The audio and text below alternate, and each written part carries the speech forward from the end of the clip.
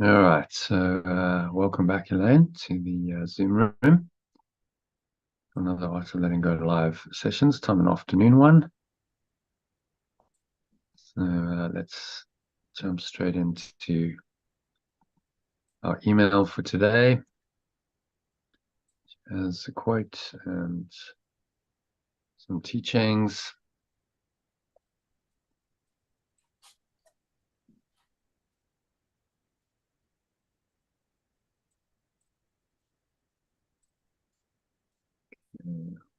A bit bigger.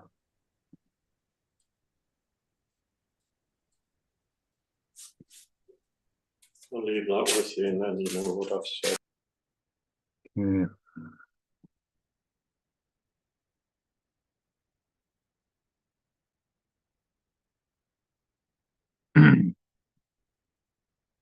All right, so there's the quote for today. That's actually from a song called "I Can See Clearly Now" by an artist called Jimmy Cliff. It was a theme song of a movie called Cool Runnings, based on a true story about a Jamaican bobsleigh team qualified for and competed in the 1988 Winter Olympics in Calgary. Against all the odds, I mean, the Jamaican bobsled team it's never snowed in Jamaica ever, so it's on the equator, so rather unlikely, but a great movie, which I'll suggest you watch tomorrow. So if you can read that, Elaine. Great. Yeah. Oh, okay. Right. I can see clearly now the rain is gone. I can see all obstacles in my way. Gone are the dark clouds that had me blind. It's going to be a bright, bright, bright, sunshiny day. Oh, yes, I can make it now. The pain is gone. All of the bad feelings have disappeared. Here is that rainbow I've been praying for. Look all around. There's nothing but blue skies. Look straight ahead. There's nothing but blue skies. I can see clearly now the rain is gone. I can see all obstacles in my way. Here is that rainbow I've been praying for. It's going to be a bright, bright, sunshiny day. I can't remember the song. Actually, a very spiritual message. You use the symbol rain, clouds, blue sky, sun, rainbow, which you're all familiar with. Through storms, weather, bad weather, and then it clears up. To point to the truth of clear perception, that you can see beyond the dark clouds of illusion that seem to obscure the truth continually in this world.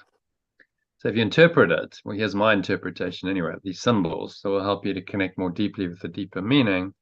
Today's quote: the rain is tears, clouds are misperceptions, blue skies symbolize pure formless awareness, the sun is the eternal source of perfect love, bright is happy, sunshiny means you loving awareness, and the rainbow symbolizes the miracle or the correction of misperceptions. So bearing that in mind, I did a little translation for you. Why not read the excerpt again from the song with these alternative words substituted for the original ones, and I added some emojis as well, just for fun. So I'm going to read that. Yeah. I can see clearly now. The tears are gone. I can see all obstacles in my way. Gone are the limited misperceptions that made me blind. It's going to be a happy, happy, loving day. Oh yes, I can arise above it now. The pain is gone. All of the bad feelings have disappeared. Here is that correction I've been praying for. Look all around, there's nothing but pure formless awareness. Look straight ahead, there's nothing but pure formless awareness. I can see clearly now. The tears are gone. I can see all obstacles in my way. Here is that correction I've been praying for. I'm going to be happy, happy, loving day. It's going to be a happy, happy, loving day. So if you read it in that way, I mean, that's a pointer straight into truth, into your own deepest awareness. The blue sky is pointing you to pure formless awareness. So you could do a song. You could do a song. I guess you could. My singing isn't one, and probably the pure formless awareness wouldn't sound so good in a song. But it's a poem, really. I mean, these artists are poets, and then they just put their poetry to music. So it's a catchy tune and can hum along, but actually, you read the lyrics a lot of the time, and there's poetry there, and there's a deeper message. A very simple message. You go, well, this is kids stuff. But actually translated like this, you go, yeah, but if you live this way every day, this is the correction. This is that one-ment that he's talking about in the song. It's going to be a bright, bright, sunshiny day, a happy, happy, loving day. And this is the correction, the miracle. The rainbow is the miracle I've been praying for, the correction I've been praying for. So, that song, if you made that your kind of, your life song, and you lived it, you would be living A Course in Miracles. You'd be living that one-ment. Bliss. Yeah. All in there in a little verse, which you might listen to and go, oh, that's a nice song. But most people don't really pay attention to what it's saying. There's a feel-good nature to it, no doubt. But, some of these songs, Don't Worry, Be Happy, another one, great. I mean, just brilliant. Just an absolute pointer into the truth, the simplicity of it. Interesting that those kinds of, a lot of these songs are hugely, I mean, Don't Worry, Be Happy, massively popular. People resonate with, because it's a message, simple message, but it's a message that's very needed. Yeah. And if it's sung in a song, it somehow has more emotional impact than if it was just words.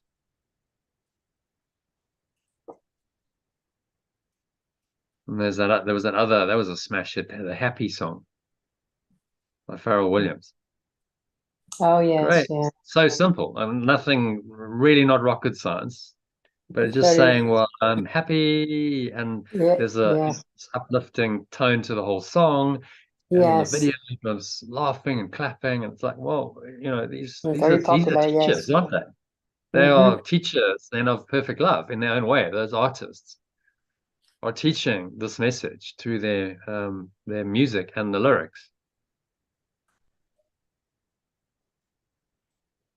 to a world that is desperate for a simple message of happiness, of love. They need to be reminded.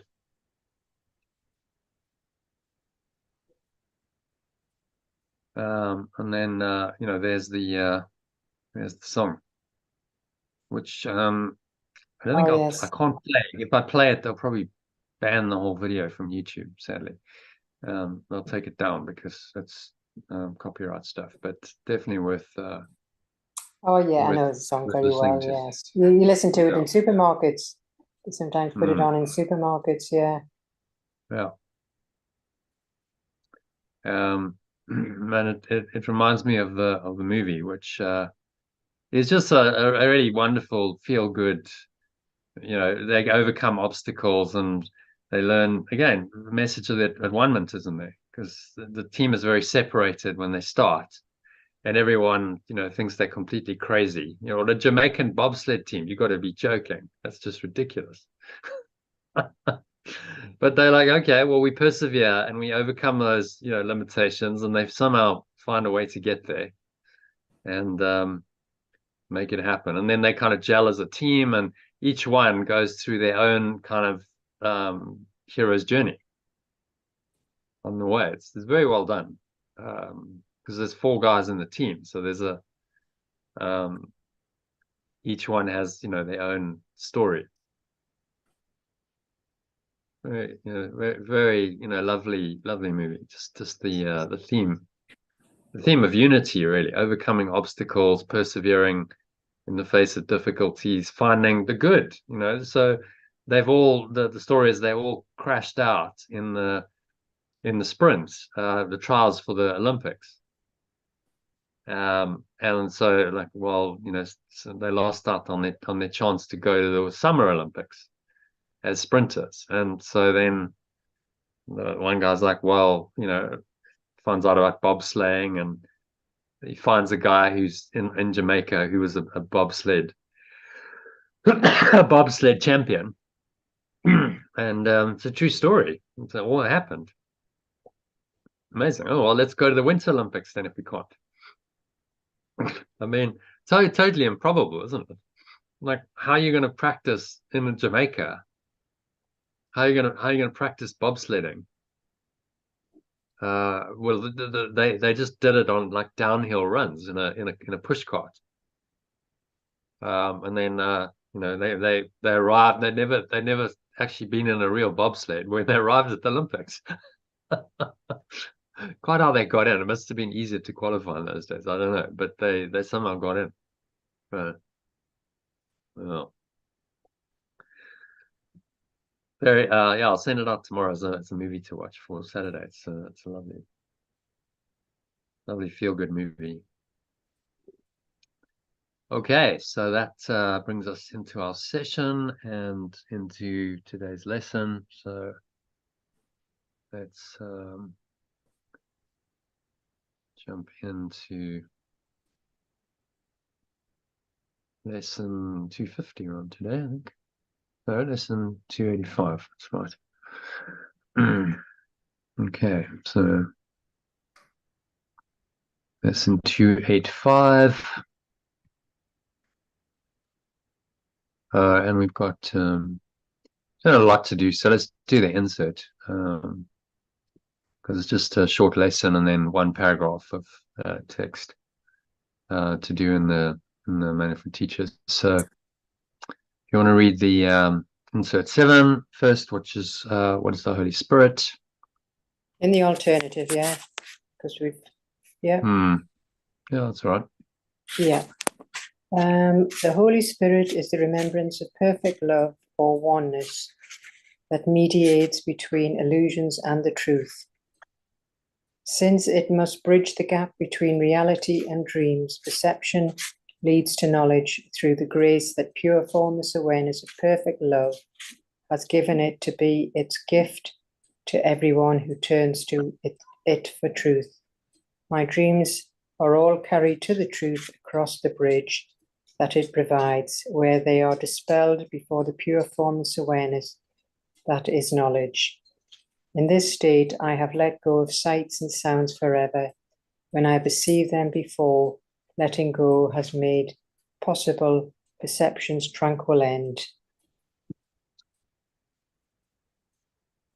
All right, so what's the Holy Spirit is the bridge, the gap between reality and dreams. And by letting them go, we're on our way to pure formless awareness to find its tranquil end. Yeah, it's the mechanism of our mind that reinterprets everything. So whenever we change our mind, Holy Spirit in action in a positive way. Yeah. From a negative state into a positive state. Saying, okay, well, this is happening, not happening to me. I'm not a victim. It's happening for me. For my learning, for my benefit, for my awakening. That's a reinterpretation that's happened there, isn't it? It's a change in perception. That's the Holy Spirit in action. So there's nothing really mystical about it, or not understandable. It's actually just quite simple and straightforward. It's just the correction of perception. a transformation of one perception from one perspective, thought system into another, and that's the bridge. It's all about transformation, shifting and changing from really being identified solely with the illusion to a shift to saying, well, actually, there is another deeper truth. So if you look here, this demonstrates, well, you got the three kind of levels, shifting between being completely identified with form and all the experiences that happen in time and space, and your form identity. That's the ego's world in the red box. And then the Holy Spirit raises you up above that and says, well, you can perceive all of these experiences differently from the perspective of oneness, which your true self symbolizes and represents and holds that idea of oneness sacrosanct in its mind. It's like, I am one self, and so is everyone else. So from that perspective of oneness, I have to look on everything differently. I perceive everything differently. And so the Holy Spirit is the mechanism of the true self, or the Christ, and of God, because the true self is symbolic of God in this world, coming into this world and actually doing something very useful, correcting your perception and changing your mind to allow peace and happiness to return. And so the Christ is strengthened, the true self or Christ is strengthened whenever you perceive correctly and you have Christ's vision, and Christ is strengthened. You identify more and more with this one self, because that's how you're choosing to perceive everything. And that brings you closer and closer to pure formless awareness of perfect love. When you're totally identified with Christ, your true self, then this awareness is ever present in your mind. And although you might still have a body, you're really not of this world anymore. You might be in the world, as Yeshua said, but not of the world. So it leads you back to God, Christ, which is necessary for the awakening, and the Holy Spirit, which strengthens that true self, Christ identity in your mind, lead you back to God.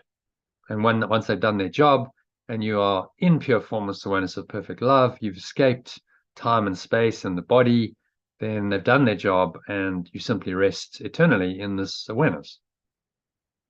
And in that awareness, pure awareness of pure formless awareness of perfect love, there is no need for the sense of a Christ self or of true perceptions. Perceptions don't exist there. So the need for the Holy Spirit and the Christ and Christ's vision and everything on this level has gone. You've learned your lessons, and those functions are now no longer needed. All right. Should we go to number 2 then?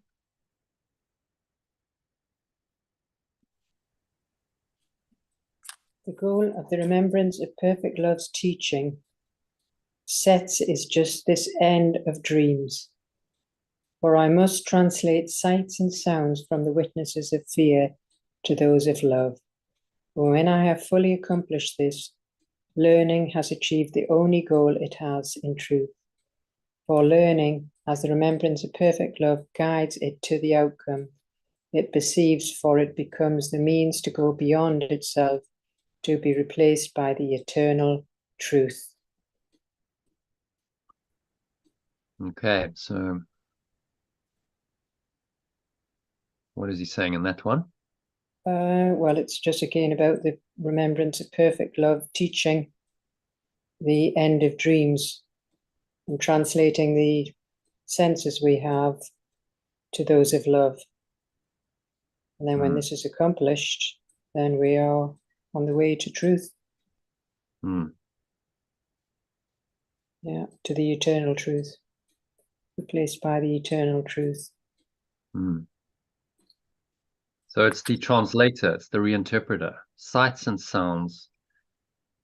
So the sights and sounds of this world have been made to witness to the ego. Remember that. That's their original purpose. The ego's purpose. They were made to convince you that the ego is real, that fear is justified, that you really are a body, that you can suffer, you can die, etc., etc. That was what it was all made for. But now, you can you can reinterpret that. That is not the only way of perceiving it. It's not the only purpose. The deeper purpose, the higher purpose, comes from the reinterpretation of it that is based on oneness, which is the original reality, the true reality that existed before time and space was invented to cover it over. So the Holy Spirit reminds you of that deeper truth, even while you're in the illusion and you've got perception going on and all these sights and sounds. It reminds you, no, but there is this pure formless awareness of perfect love that's always there. It's always been there. It can't change. So you can't really suffer and die. In that awareness, there is no, the idea of suffering and death is meaningless. How can pure formless awareness that's eternal and infinite, how can that suffer and how can it die? It's a ridiculous notion, isn't it? How can that absolutely pure formless awareness of perfect love that is eternal, that's infinite, how can you believe that can die? I mean, it's just a ridiculous notion. And so this is the learning, to learn that, this truth, and simply let go of, all the falsity. Go, well, yeah, that is a ridiculous notion. So I accept that as the truth, and everything else must then be false. Okay, well, that means all of my thoughts and my emotions pretty much in this world, and everything that triggers them must also be false. So, it's to look on all of it and go, it's all part of the idea of separation. And that idea has now totally, consumed my mind. It's overlaid itself on true reality, pure formless awareness of perfect love, the veil of illusion. And I'm now so identified with that I've got lost in it. I've forgotten the truth. So I got so caught up in all this, which is all the product of separation, that I've forgotten that this awareness is still there, unchanged. It's the same as it always was.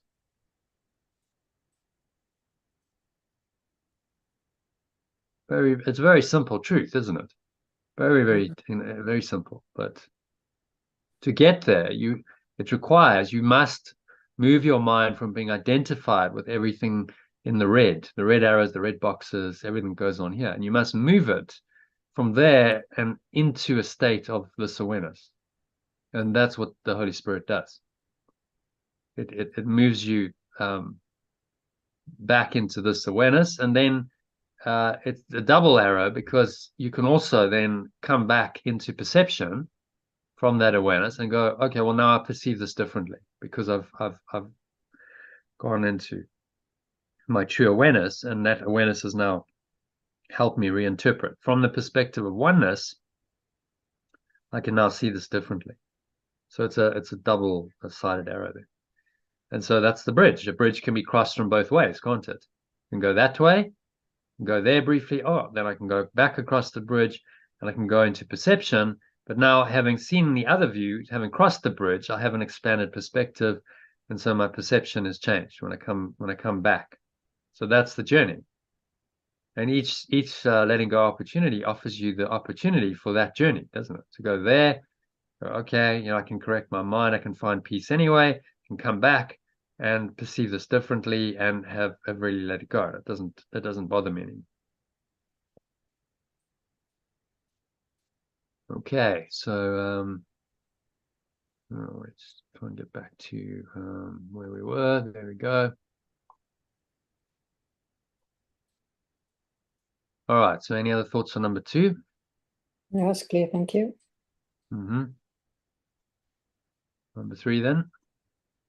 If only I knew how much my source wants me to recognize my innocence, I would not let its voice appeal in vain, nor turn away from its replacement for the fearful images and dreams I made.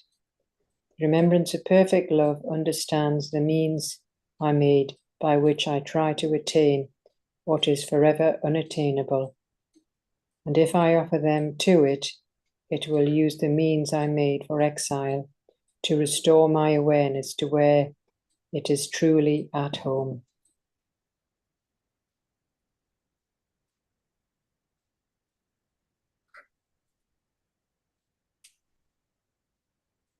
So thoughts on that? Again, the source desperately wants us to recognize our innocence.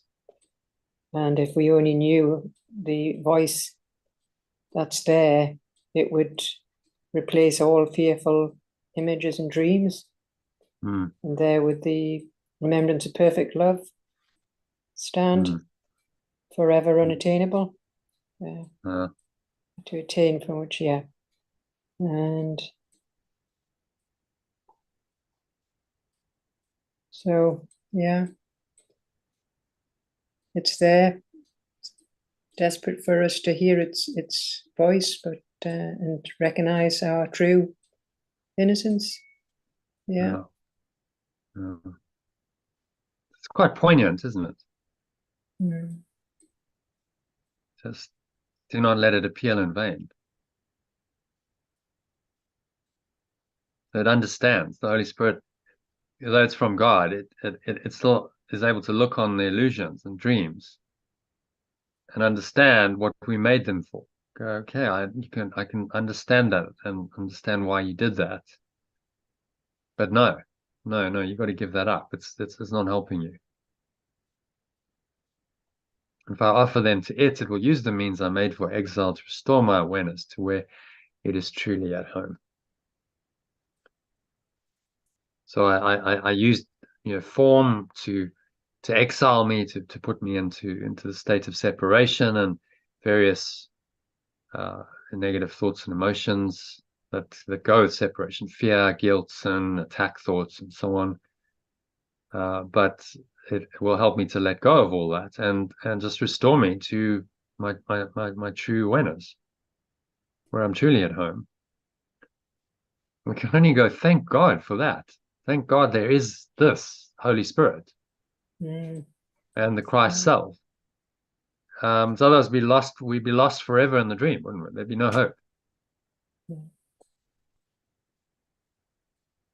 So, the gratitude is immense, that this remembrance, we can never forget the truth, fortunately, because the truth is true. It remains as a memory, even if we've denied it. So, seemingly completely, and we've lost ourselves in human form in this world for lifetime after lifetime. The truth remains, it's still there, and it's always going to be there. So at some point, everyone will awaken to that truth. It's a done deal. You can't deny that which you are forever. But it can take a long, long time if you don't, consciously choose it. So you go lifetime after lifetime, just believing in illusions, and then you live and you suffer and you die, and you do that over and over and over again until you come into this memory, this remembrance, and something calls you home and says, this is, what am I doing here? What's really going on here?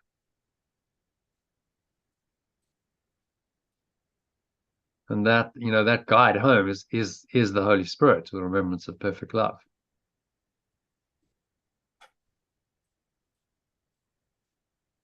And exactly what you made for exile, the genius of it is that exactly what you made for exile will restore your awareness to the truth. So the very things that you set up to deny pure formless awareness are reinterpreted and perceived correctly, become the calls home. So your greatest challenge, your greatest suffering becomes the greatest stepping stone back home. That's how it works. That's the genius of the Holy Spirit. As symbolized in the crucifixion. Okay, so crucifixion, terrible, awful, symbolizes everything that's bad about the ego. Death and suffering and attack and cruelty and pain and so on. But then that was exactly what Yeshua needed to resurrect and ultimately ascend. His final forgiveness lesson. So Holy Spirit used the means I made for exile, the body, sickness, suffering, death, etc., to restore my awareness to where it truly is at home. And so because of that, the Holy Spirit is always ultimately going to win the game, because it can reinterpret whatever the ego does. And the There's ego's still got a, no answer to that except to carry on and just up the ante. It tries to make the projections even more grotesque and even more seemingly painful, or triggering yeah, into we seem a these long dramas. way. We're still a long way from us all recognizing this. I mean, we've just got to look at the war in Israel.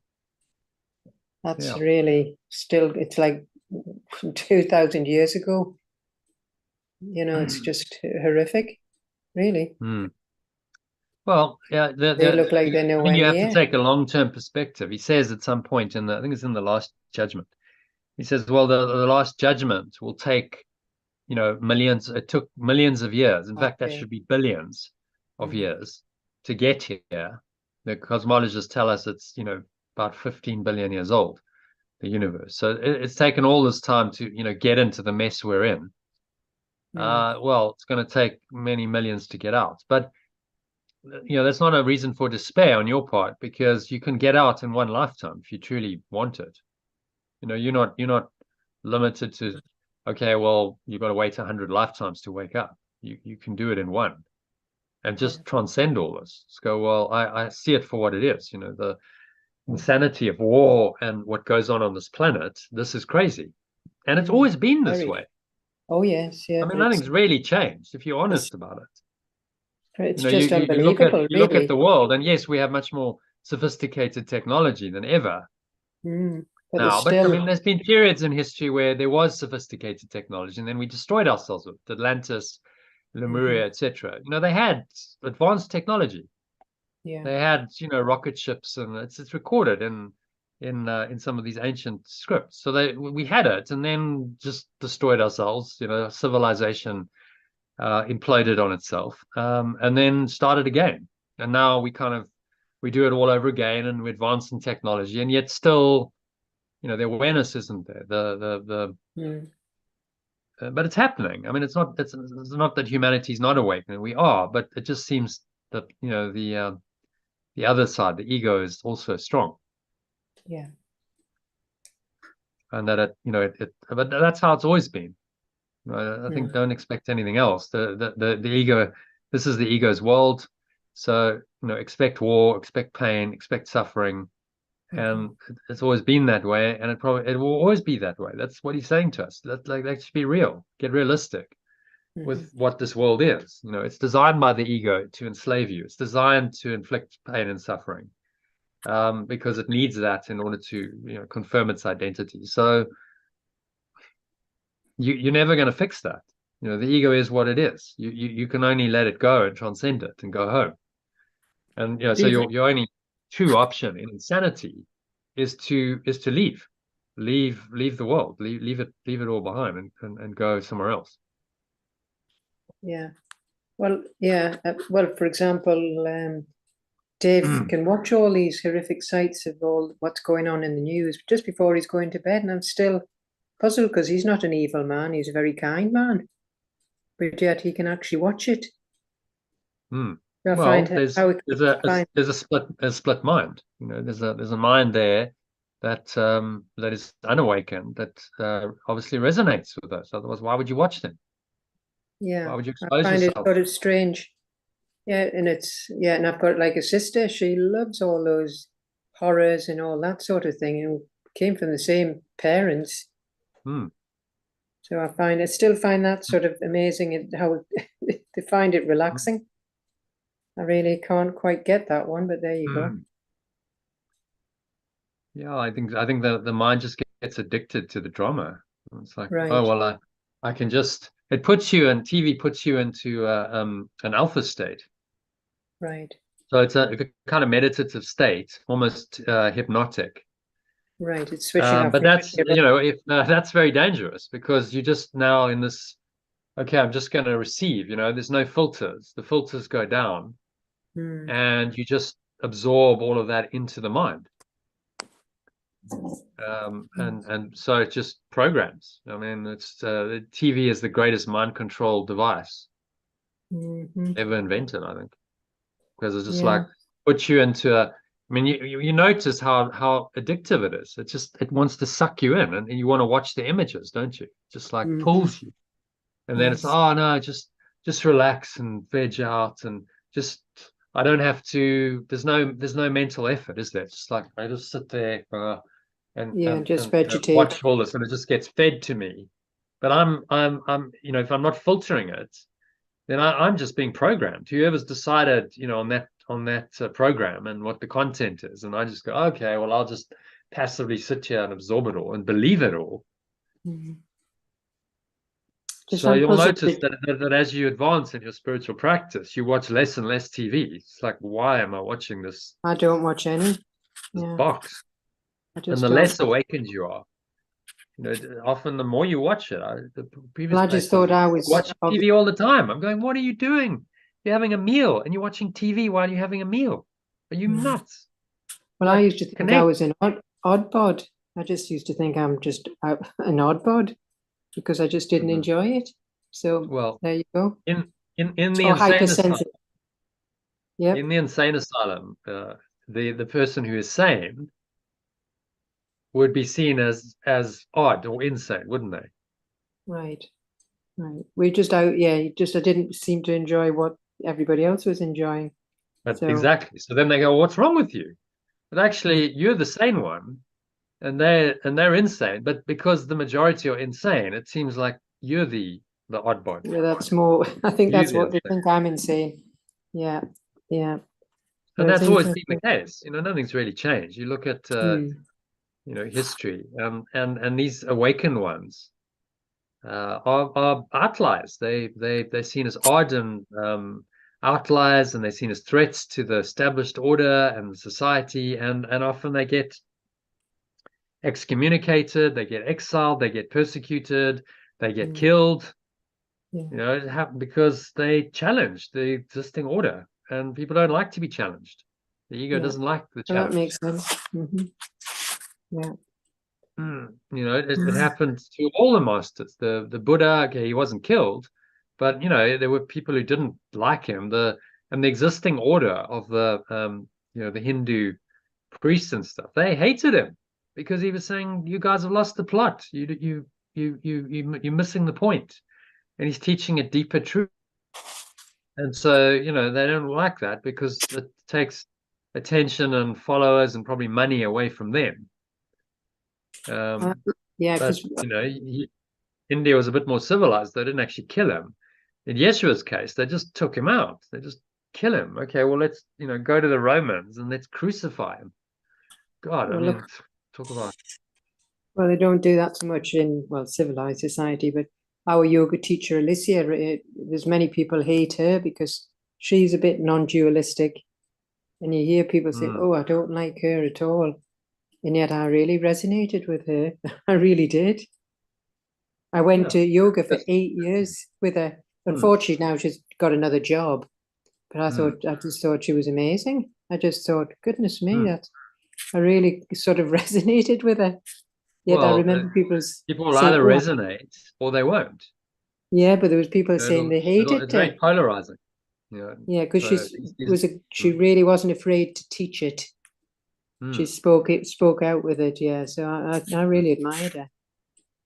Well, a bit like Well, yourself, that's you speak it out. the authentic yoga. Authentic yoga is union. It's based on Yeah, no, oneness. she That's what spoke it. yoga She is. spoke her word. She was really to be. Yeah, Yeah. yeah. So that the authentic teachers of God are not welcomed by the ego. People No, she wasn't. No, who are rooted in the not ego at do all. not welcome them because it challenges their entire thought system and existence. That Yeah. person says to them subconsciously, you do not even exist. Your entire thought system and identity is not real. Mm, Awaken yeah. from that. And the ego goes, oh, no, that person is an enemy because that's dangerous because I don't want to go there. And so then the person becomes an enemy. Mm. Oh, don't Well, like you. And they wouldn't even necessarily know why. What has she done? Probably yeah, nothing there's overt, quite a but few I just didn't like her. My just sister. don't like I don't like her manner, don't like what she's saying. It's just like that's just you know, that's just the ego defending itself. Because if Well, they my like sister, her, yeah, I took yeah, her because I thought maybe she might like it because, you know, it mm, really yeah, resonated with me. And she was really angry with me. She said, "Don't you ever take me to anything like that again." And she yeah, even told my father. And I yeah, said, "Oh." yeah, And so I was even amazed yeah. at my sister Diana being so annoyed with me. Yeah, I thought it because her was, I ego's mean, defending, because that lady represented her higher self, and she's denied that, yeah, but I was and so amazed at it challenged her her ego, reaction and so then you know she's because like, no, don't. we were doing some nice yoga as well. You know, it's a nice sort of Hmm. hatha yoga, so it wasn't just purely the philosophy. But no, Yeah, but it's what it symbolizes. You see, yoga comes out of mm, a deeply spiritual understanding. It's a deep, probably the oldest spiritual tradition on the planet. mm, So you've got this deep wisdom, all these awakened masters who have yeah, come from that tradition, you know, the East, and just enormous wisdom. And that's all kind of mm, symbolized by this. And on some level, her ego would have felt that and had an allergic reaction and gone, no, no, I don't want anything to do with mm. this. I was very Don't go surprised anywhere by near. that. I Because didn't. if you start down that path, oh, okay, well, I'll just do a bit of yoga. That's nice, you know, nothing wrong. You're a bit open, aren't you? You're opening your Mm, mind to the teachings and saying, well, yes. okay, I'm kind of open to what the teacher's saying, and you know what they're hinting at is not just a physical workout. They're hinting at, if Oh they're a good yes. yoga Yeah. teacher, they're always pointing you to the deeper truth Well, with she their did. words. Yeah, Hmm. she used to have like a 10-minute chat afterwards with some tea and discuss, Yeah, and it was great. Or yeah, longer sometimes. yeah. So Yes, she was a teacher she was using the marvelous. yoga as, you know, the kind of form of Mm. it to bring people in. Oh, you're going to do an exercise class, but actually, it's much more than an exercise class. Oh, it It's was, a spiritual yes. workout, really. You know, it's a She workout was for mind and body, definitely the which best is I'd what ever yoga done. was about. You know, and Mm. actually, originally the asanas were very minor parts of the practice. You know that Oh they yeah, no, weren't I guess. Yeah, no, yes, I can because the appreciate asana that. was just designed as a posture to get you into To this meditation. meditative state. Oh yes, no, I So appreciate that. you Yes. know there would be these various asanas, like you'd sit in you know, lotus or Dogs. half lotus. Those are asanas, or you'd lie down. That's savasana. Or and then I think what happened is they, you know, over time it went, okay, well, let's do a few moves before we get into meditation, because it kind of helps to release some of the energy if we're feeling a bit restless, or you know the Yes. mind is Very not good. stable. Yeah. Then by working some of that stuff out physically, you then prepare for the meditation, which comes afterwards. And then, of course, Mm. in the West, what we've done is gone, oh, well, actually, it's just about that physical side, the hatha, Yeah. all the And that postures and the workout. And then many teachers ignore the meditation. They don't even do it. it's yeah. Okay, And that well, you know, great, class is over. See you next time. Everyone rolls up their mat and exactly. gets out. I would always go, oh, this is like I've done an hour and a half of, you know, Real. I Yeah. did hot yoga. So it would be like a hectic, you know, workout, and really you've worked your, you know, the body. You've had an amazing sweat and a Hmm. perfect time to meditate. You know, in Yeah. savasana, you just go, ah, this is lovely. 10 minutes, Yeah. 50, as long as I could extend it, I would do it. Yes. But they didn't. Again, the yoga Well, look, class would be like, no, no, no, you've got to get out now because the next class is coming, or we're closing up. So yeah, no, the that's no maximum good. I could ever do it was for about, you know, Yeah. 10 minutes.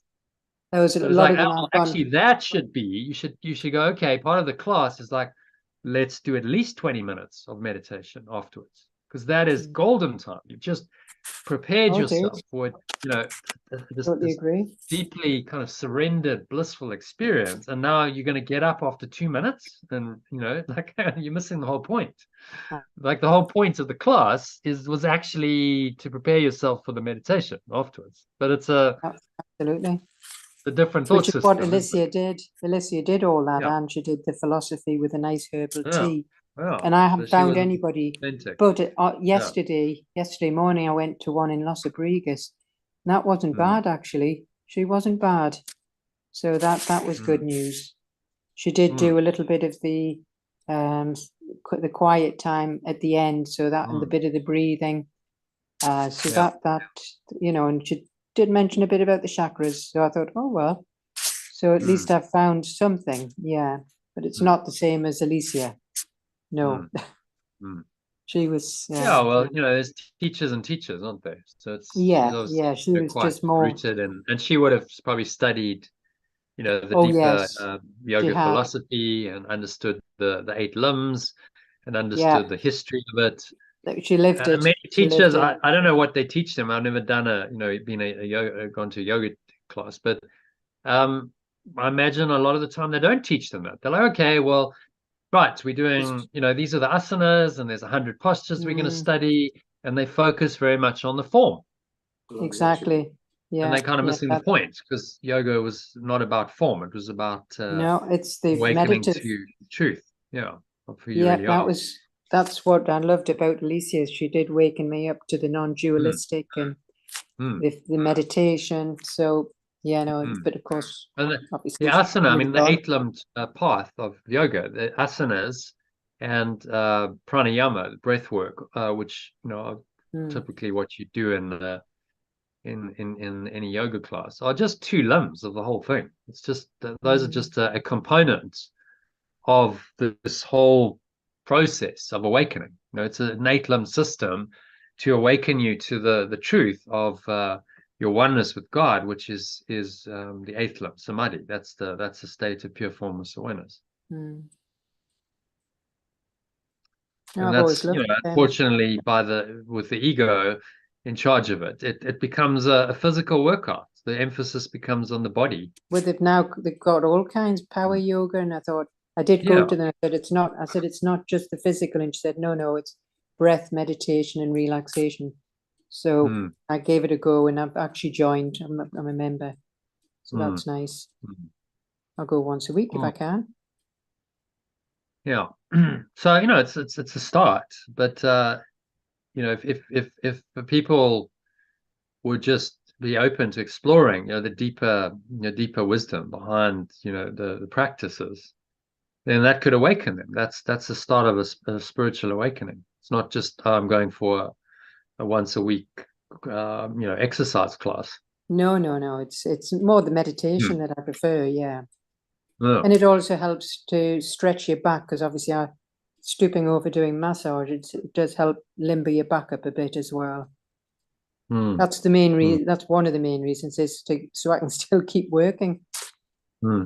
Hmm. So you don't. Yeah. So there's those practical benefits, but Oh yes, yes. really, it's part of awakening. You're trying to awaken from the body, not, Mm, you know, reinforce your body identity.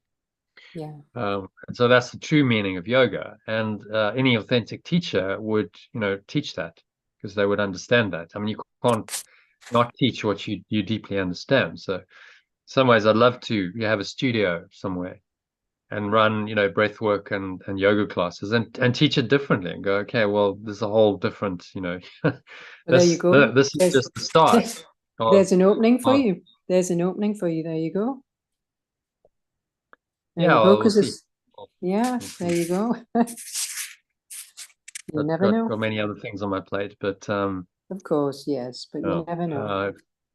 yeah, it's I don't think, I think some financial resources are coming my way next year, so Right. then, you know, why not Yeah. start a, you know, a yoga studio? I'd love to do a hot yoga studio here, because hot yoga is another level of Well, the heat. here in And the heat Tenerife, creates more intensity, so yeah, it creates a bit more challenge, and a bit more, you know, opportunity to shift. yeah. All You're right, more so should we move on to where we did number 3, didn't yes. we? We digressed. Number Yeah. 4. Right. From knowledge, where it originates in pure formless awareness of perfect love, the remembrance of perfect love calls to me to let go of all my dreams and be restored to sanity and peace of mind. Without letting go, my dreams will remain to terrify me, and the memory of all my source's love will not return to signify the end of dreams has come. So what's he saying in that one? again, if we don't let go, then our dreams are just going to continue to frighten us, and the memory of our source's love will not return. And yeah, it's the remembrance of well, our pure formless awareness of perfect love or remembrance calls to let it all go. Let go of the dreams and get your mind restored to sanity and peace of mind. Let go of all my dreams. So there's no exception. It's every dream must be released, even the seemingly pleasant dreams. That's almost the hardest part, isn't it? Yeah. It is. Yeah. The seemingly good stuff in this world, but it's still a dream. Yeah.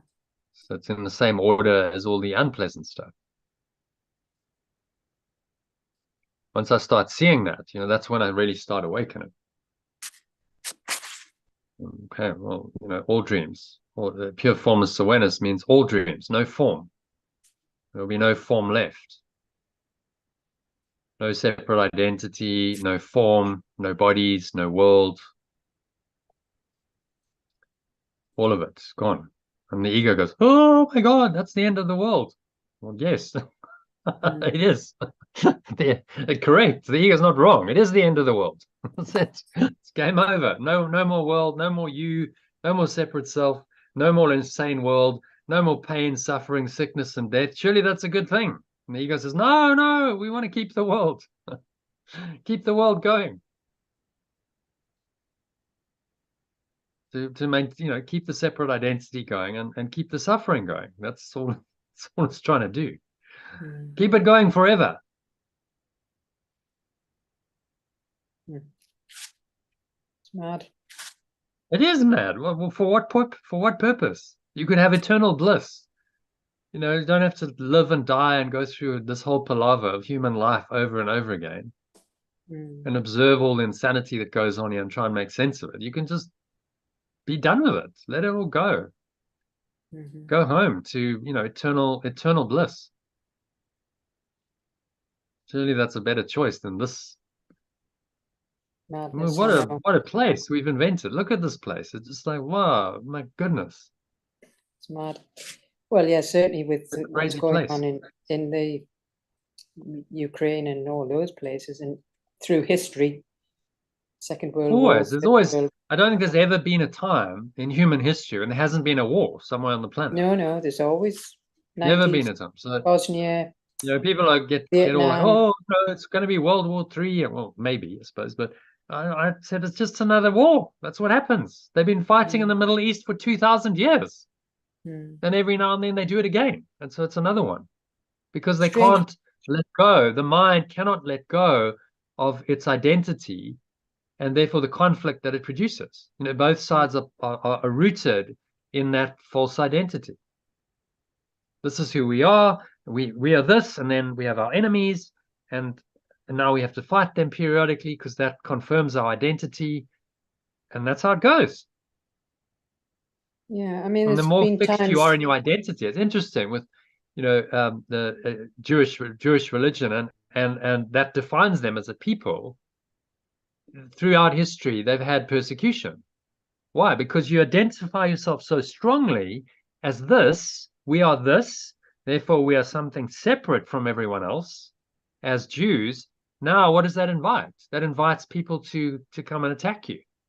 Which, of course, then the ego says, oh, well, now that strengthens our Jewish identity because, look, it's us against the world. I know. Yeah. And so it perpetuates. And so you see how the ego becomes a collective entity.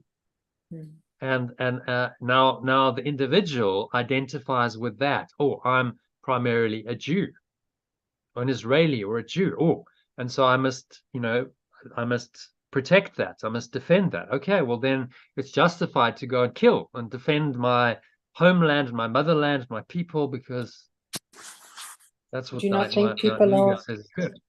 A lot more people awakening now. It's especially the younger ones.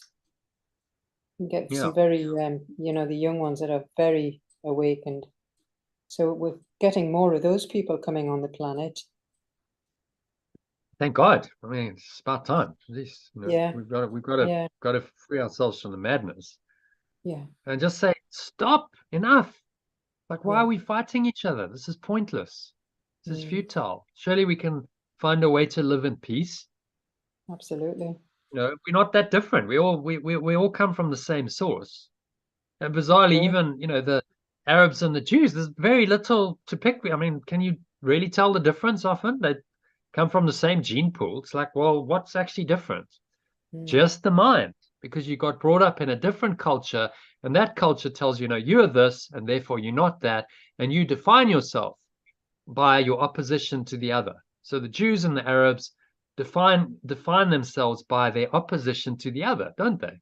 Oh, well, I'm Arabic, I'm not Jew, so therefore you're my enemy, and I'm crazy, mm. mad, insane. But that's, you know, that's what goes on, and that's what causes the The madness. ongoing conflict. Suffering. Until that's resolved in the mind, the conflict will continue because it's an expression of an inner conflict. They haven't come into an awareness of who they really are. So then that internal conflict gets expressed externally, and so you have a war. So, but And you know, these, periodically, the ego has to do that to strengthen itself. So but these you know, egos that are, I I'll mean, have it's another one. beyond cruel. I mean, things like there was on the news about the 4 young children that were killed, and the parents came back to it. How can anybody kill little children? That's like odd. It's Because what the ego can do horror. anything. I mean, the ego, remember, is a death wish. The ego is insane. It's cruel Mm, beyond it doesn't conception. It's care. a Just death doesn't. wish. It will do anything. It's, I mean, this is not a nice, it's It's not a nice horrible. entity, which is why, Yeah, you know, in the course, Yeshua gives it to us thick sometimes. He says, you know, cruel beyond conception, and the blood is dripping, and it's it's pretty actually graphic, true. isn't it? Especially when, Because yeah, he's when trying to go, especially, well, look, that's what happens. That's what the ego is, and that's what it yeah. does, if Mm. you're honest. So, you And know, hopefully most people aren't like that, but there's obviously some, you know, very cruel people in this war in Israel. well, yeah, well, it tends to activate the ego. So those people might have families, and they go home to their family, and they're, oh, well, you know, I'll be nice and loving to my family because they're mine. They're my special people. Yeah, yeah, and You that's know, so and so bizarre. then that's justified. I can love them, but it's okay if I go and kill someone else's children Yeah, because bizarre. they're not me. You see how that's what separation does. Oh, well, it's Yeah, okay because they somehow so not cruel. part of me. They're not human, and you know, in that name, that this is how so much insanity and misery has happened in the planet, Mm, because we are God's people. You know, yeah. religion is a classic one to justify the insanity. We are God's people, so we then are the special chosen ones. I mean, that's the Jews' whole thing. We were the chosen ones of God. Okay, so we're very Mm, special. We're more special than anyone else. Whoa, whoa, whoa! that's the Specialness opposite. deluxe. No, we're somehow chosen. Mm, No, not at all. You're just exactly the same as everyone else. Everyone has access to the same God, so you're nothing mm, special. And you know, if you could recognize that, then it would be the end of the Jewish religion and culture, and you would have oneness instead. You'd go, well, all of that's just gone, and I just see, you know, my brother, Arab, Jew, Gentile, whatever. I see them as yeah, me. They are me, and I am them, equal. and that's what Yeah, Yeshua came to exactly. teach. You know, he transcended all of that, and he said, you know, it Makes doesn't much really more sense. matter whether you're a Makes Jew, whether you're a Gentile, whether you're a Samaritan, you know, whatever you, it doesn't matter. We're all the same. So he would mm, treat everyone the same, whether they were a Gentile or a Samaritan. The Samaritans were the, you know, enemies of the Jews. They had this historic like war going on. But probably they were Arabs in that, you know, that's probably where it started. Samaritans will probably then became, you know, they're probably now part of the Arab world. So there was mm. this deep split in the mind, and all this conflict and this hatred. The And then, you know, separation. he went and he helped the Samaritan woman at the well, because he's like, well, you're a child of God, just as I am. We're the same. You know, that was the teaching. And so it was a transcendent message designed to help humanity awaken from So, these for senseless. example, your child and the next door neighbor's child are exactly the same. Yeah. So Gabriel and the next door neighbor's child are equal. I mean, obviously, biologically, you're going to have a bit more of a connection with your own son, but really, all children are one. Everyone's equal. So we're all from the same source. That's the whole point. One awareness, one self, one awareness. We're all the same. There really is no difference. Whether they, your biological child, or they're another child, or they're an adult, or they whatever, the same awareness. Everyone has the same awareness, which makes and our more job sense. is to see that. Our Makes primary sense to task me. in this world is to perceive that they are the same as us, and they're not separate. They're not different in any way, irrespective of all the differences in form, and all the multitude of differences the ego's invented on a body level, looks, race, sex, color, creed, and then all the culture, all the beliefs that define people. All of that is really just a load of nonsense. It's all bullshit. It's all BS. All of it. This is the teaching. None of it's true. And the Holy Spirit is there to remind us of that, to say, we are all the same. You came from the same source. Hello, wake up. You have the same source. It makes much of more life. sense than all this horrible separation and suffering. It's the only thing that does make children. sense. Should be all, innocent. Everyone is the same in essence, because there's this one source of awareness, which we call God. We call it pure formless awareness of perfect love. Everyone has the same awareness. Otherwise, you would have no life. It should be self-evident. What gave you life? Yeah. What gave you life? It's the question. I was listening to a talk by Satguru, and there was this neuroscientist on it.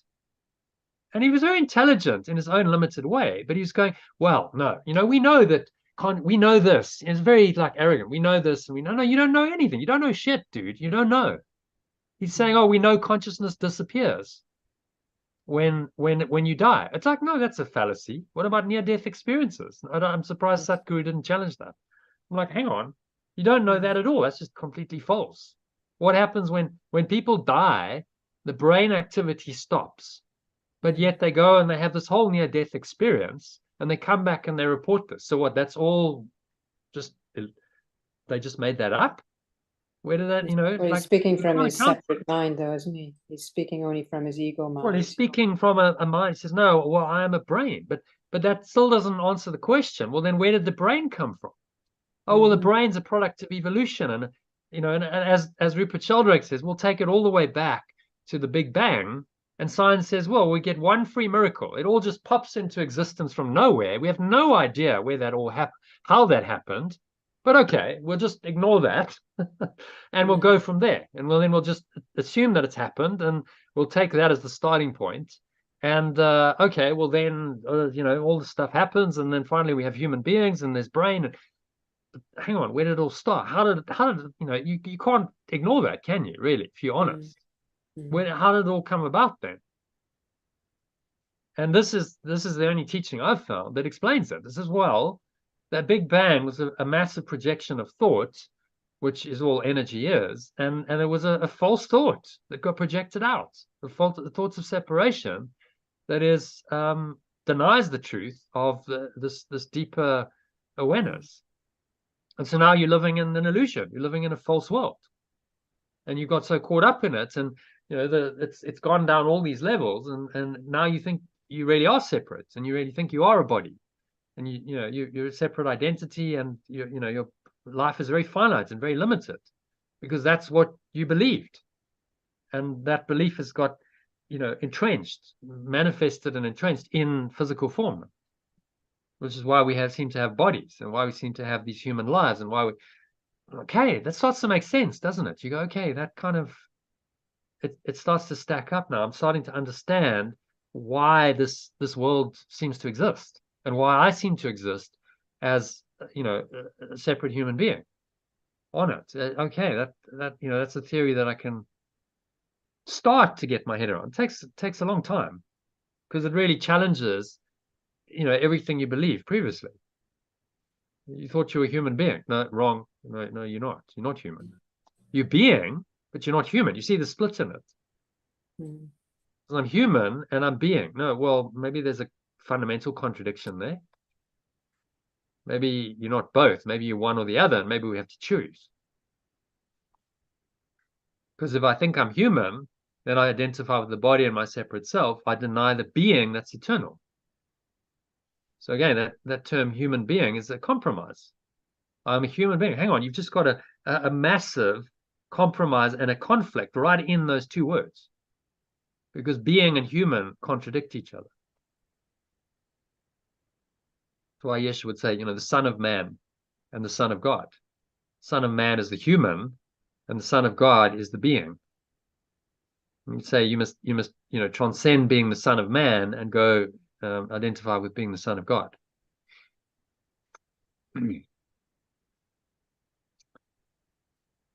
Okay, so yeah, I mean, this is the only thing that makes sense. This is the only antidote to the insanity of the world. That's true, yes. That would actually end it all. If people just said, yeah, we are one, and all this separation isn't true, it would end all war, it would end all conflict, all pain, all suffering. Wouldn't it? It's just like, well, yeah, just no, we're not going to do this anymore because you are my brother. How can I kill you if you're the same as me? That's just insanity. What am I doing? You can only do it if you believe that you're somehow separate from another. And as I was saying, these religions, monotheistic particularly, traditional religions like the Judeo-Christian and then Islam, one God, they tend to lend themselves to believers who go, well, it's my God, and I'm the chosen one, and you're not. So it's okay then to kill you because you're not of God. God has favorites, apparently.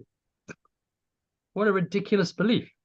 I lived with someone for 3 weeks earlier this year. I mean, she had this ridiculous belief that she was of God and I wasn't. I'm like, well, so where did I come from then? You can't really answer that then. Okay, so I just kind of some random not of God, outlier, subhuman, what? So then what am I if I'm not of God? Where did I get life from? It's just a nonsensical idea. Like anyone who's vaguely intelligent or honest could see that. It's like, well, how ridiculous is that? Everyone has life. Everyone has a life essence and awareness, which came from somewhere, and the scientists cannot explain where that comes from. It comes from the brain. No, it doesn't, because when the brain dies, that continues. That's why people have near-death experiences and they have out-of-body experiences, and they can tell you about, between incarnations when there's no body. So clearly they're not a body. It's just a ridiculous notion. So this teaching really just cuts through all of that, doesn't it? Just like slash it all away. It's like the Gordian knot. Did I tell you about that with Alexander the Great? I'm not sure. So there was this legend that there was this knot existed somewhere in Asia, and the legend was that whoever could untie the knot would kind of conquer the world or conquer Asia. And so Alexander the Great rocks in there, and he's great conqueror, and he doesn't bother with untying. He just slashes it. Takes his sword, and it's the same idea. It's like, let's not fiddle around. Let's just slash through, cut through all the BS, and go, none of it's true. Gone. Period. That's what this teaching is. Just cut through all of that ego nonsense, rise above it, and go, yeah, okay, I see, none of it's true. And thank God none of it's true. Because if one bit of cruelty and insanity is true, then love is denied forever. If that was true, then there would be no possibility of ever finding our way back to love.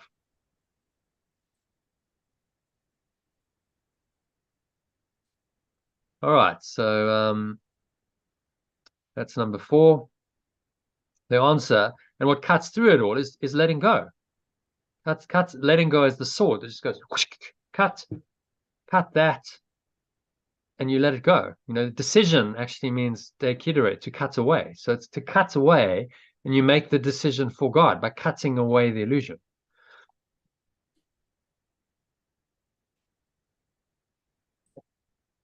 All right, so last one. Accept your Father's gift. I accept my source's gift. I accept my source's gift. It is a call from love to love, that it be only itself.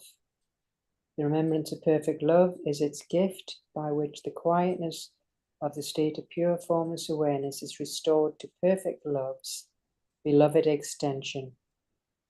Can I refuse to take the function of completing pure formless awareness of perfect love when all it wills is that I be complete?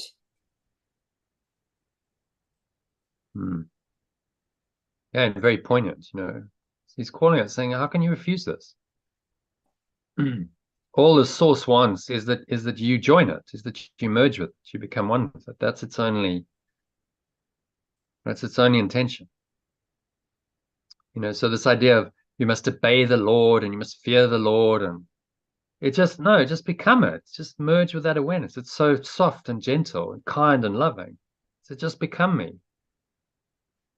Go into an awareness that's perfect, that's whole, that's complete, where there's no lack, there's no loss, there's no suffering, there's no pain, there's no death. I mean, who would refuse that?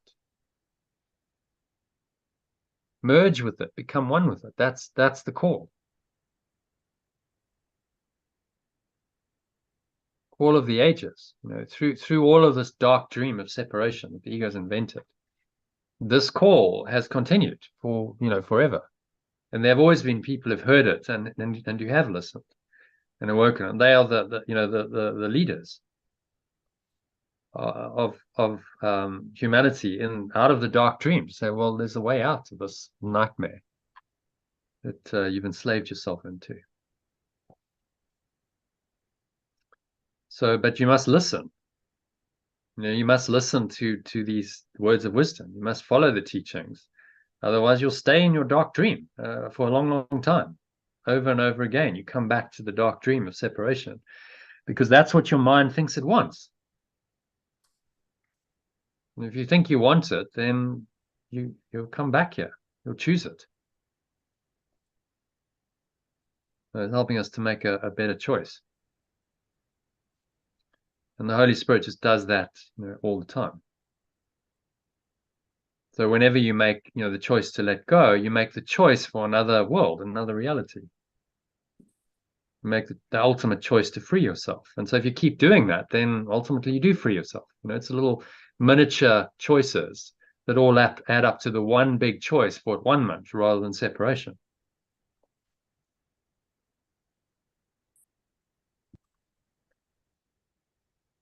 So it's actually very, very simple, isn't it? Very simple. This is not a complicated teaching. No.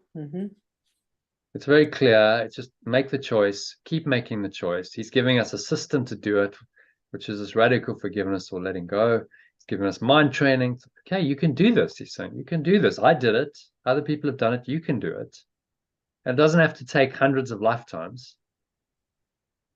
Just keep making the choice to let go of the ego, and you cannot fail to awaken, because what's left once you've let go of the ego is pure formless awareness of perfect love. That's all that remains. Cut away everything you're not, and what reveals itself as the masterpiece of what you are. Is another way of saying that. So it's remember the Michelangelo example, the sculptor. You're chipping away what is not you, all the rough edges, to reveal the masterpiece of your true self that you already are. It's already there, right? That David that he sculpted was already in the block of marble, wasn't it? He just revealed it. The same idea, you know. You just reveal what's already there by patiently. It's a very good analogy, because that took him years of extremely patient, careful chiseling away. Okay, just a little. Imagine just a tiny little bit there, and a tiny little. I mean, so patient, and then to reveal the masterpiece. So that's kind of what we're doing, just patiently chiseling away every day at the ego, and that leads us very nicely into the manual for teachers, which is all about patience. So I'll tell you what, let's reverse the order, but let's go there, shall we? Into the we'll do that, and then we'll come back to the lesson and do a med to finish it. How about that? Yep. Mhm. No. All right. So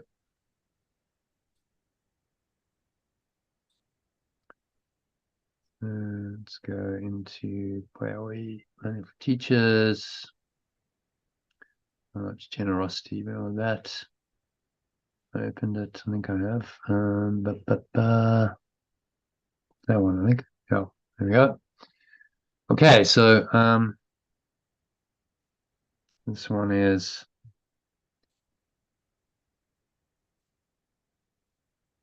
the eighth quality of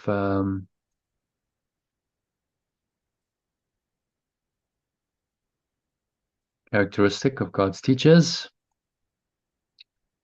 which is patience. And I believe it's just one paragraph. So one paragraph, very short and sweet. So read it in the original and the alternative.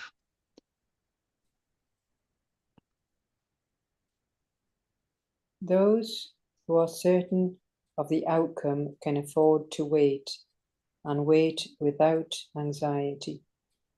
Those who are certain of the outcome can afford to wait, and wait without anxiety. Patience is natural to the teacher of God. Patience is natural to the teacher of perfect love. All he sees is a certain outcome, at a time perhaps unknown to him as yet, but not in doubt. All they perceive is certain outcome, at a time perhaps unknown to them as yet, but not in doubt. The time will be as right as it is the answer. The time will be as right as is the answer. As And the this answer is is. true. The answer is. And this is true for everything that happens now or in the future. And this is true for everything that happens now or in the future. The past as well held no mistakes, nothing that did not serve to benefit the world, as well as him to whom it seemed to happen. I can't see the next one. Yeah. The past as well held no mistakes, nothing that did not serve to benefit the world, as well as the person to whom it seemed to happen. And perhaps it was not understood at the time. Perhaps it was not understood at the time. Even so, the teacher of God is willing to reconsider all his past decisions if they are causing pain to anyone. Even so, the teacher of perfect love is willing to reconsider all his past decisions if they are causing pain to anyone. Patience is natural to those, I can't see, who trust, maybe? I can't see the top bit. Yeah. Can't see the original. Patience. Right, yeah. Yeah. Patience is natural to those who trust, and the same. Patience is natural to those who trust. Sure of the ultimate interpretation of all things in time, no outcome already seen or yet to come can cause them fear. Sure of the ultimate interpretation of all events in time, no outcome already perceived or yet to come can cause them fear. Well, they cannot fear any outcome already perceived or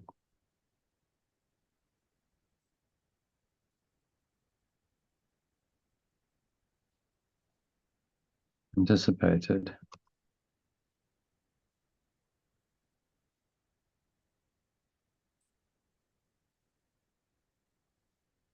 Any outcome already perceived or anticipated. Any outcome they already perceive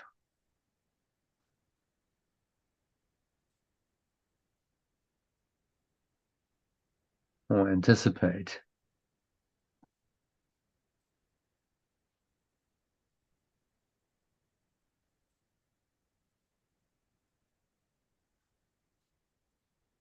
Pause.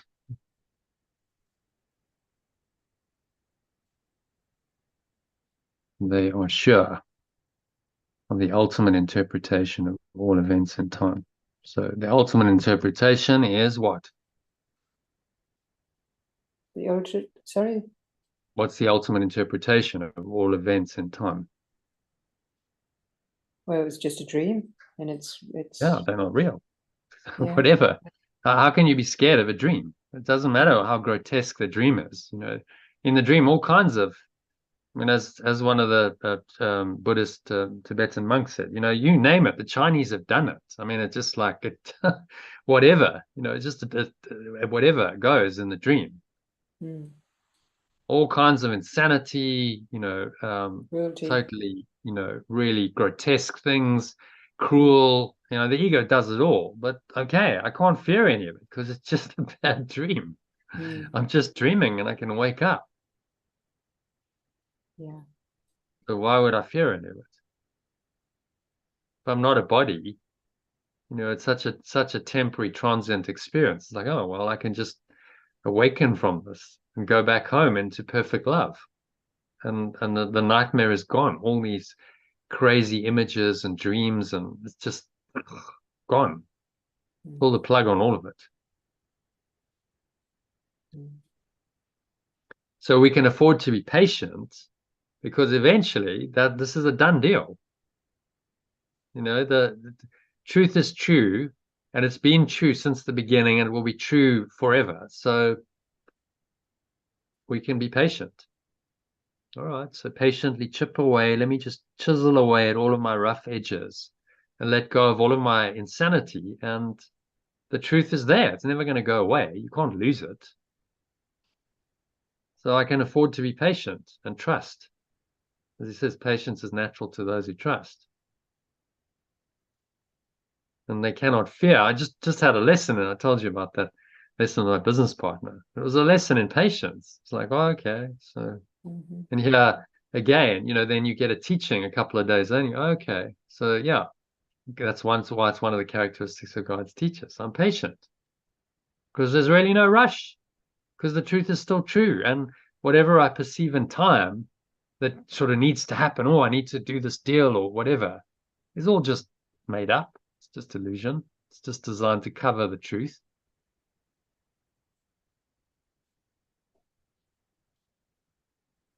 And so then you have a kind of a much more like balanced, relaxed attitude. Okay, well, you know, it'll happen if it's meant to happen, it'll happen. And it will happen in the right time. Exactly when it's meant to happen, it will happen.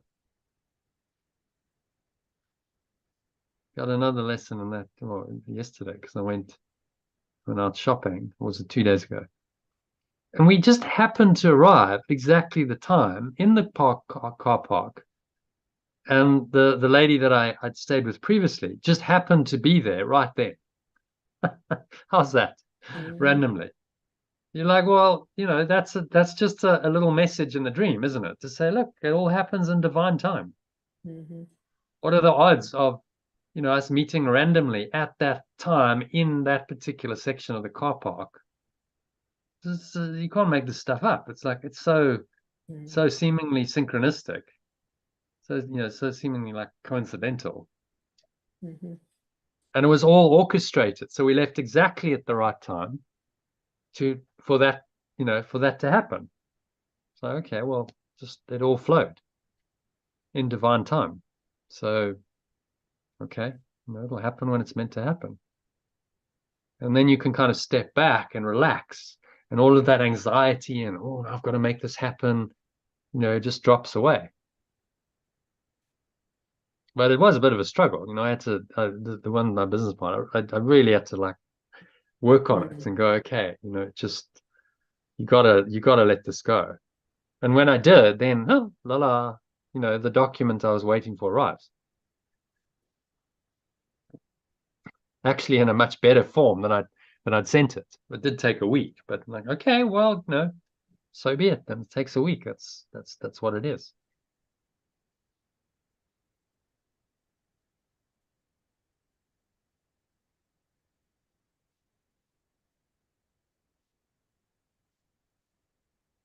All right, so read that. If you read that from the top, Those who are are certain of certain, the outcome.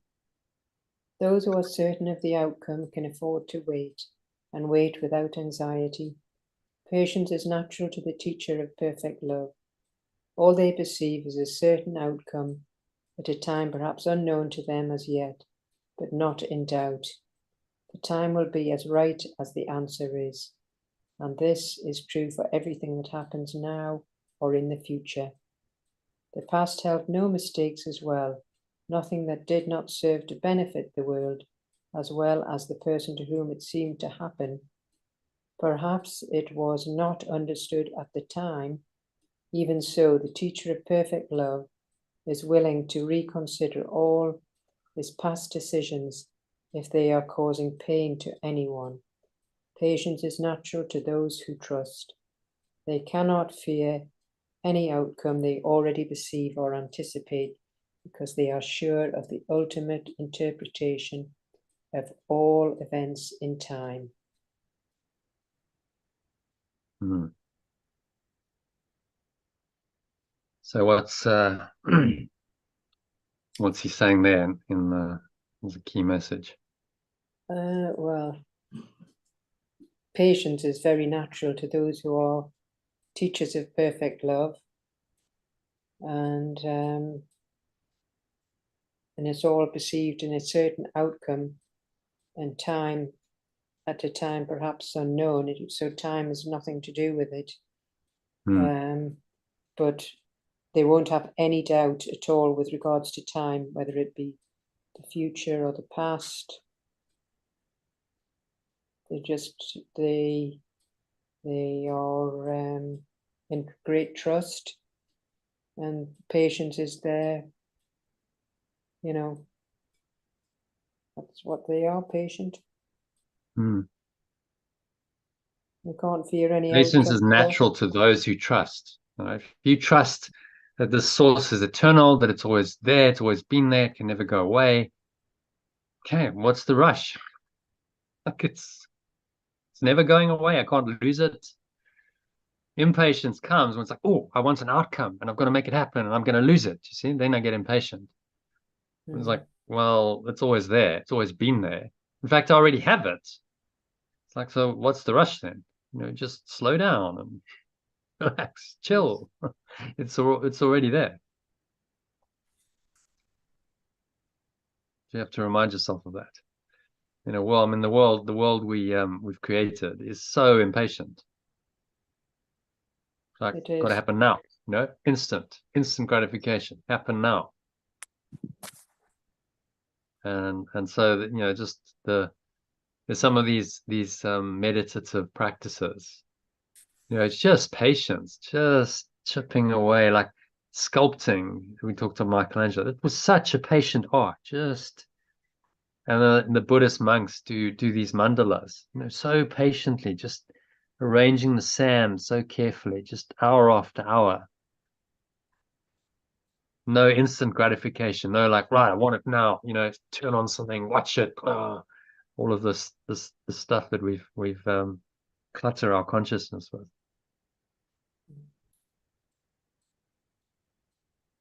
So when you meditate and you do spiritual practice, you cultivate patience, there's no doubt. Because meditation is not designed to be quick and, oh, well, right, so you just, right, get it in 2 minutes, off we go, there we go, got my meditation. It's like, no, quiet, patience, calm, sit still for a lengthy period. 20 minutes, half an hour, now you're starting to get somewhere.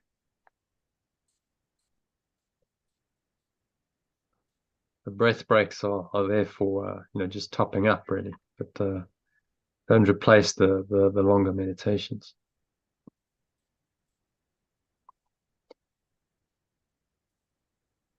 So those who are certain of the outcome can afford to wait and wait without anxiety.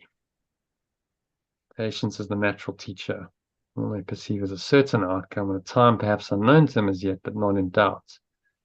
Time will be as right as the answer is, and this is true for everything that happens now and the future. Past held no mistakes as well, nothing that did not serve to benefit the world, as well as the person to whom it seemed to happen. So, tell you what, let's, we normally do a little summary. It's only one paragraph, but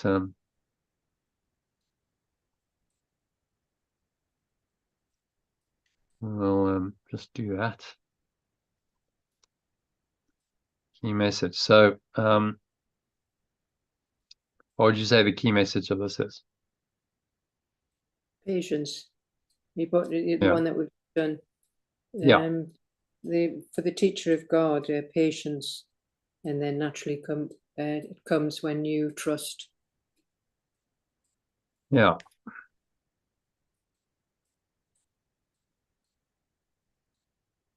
Me as a teacher of perfect love.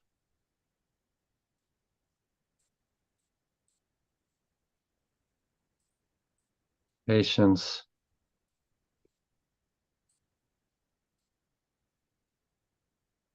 Arises naturally from my trust in what is a certain outcome, in my certain awakening from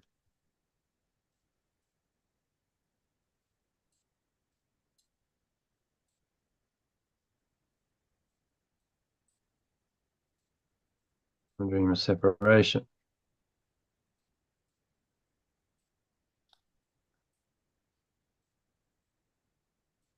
And maybe just this is a key point, so let's just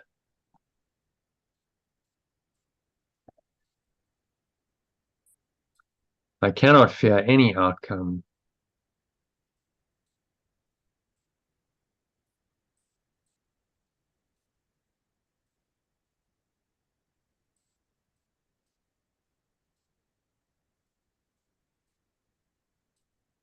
because I'm sure of the ultimate interpretation of all events in time.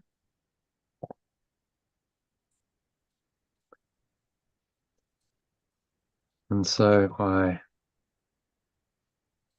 work diligently and patiently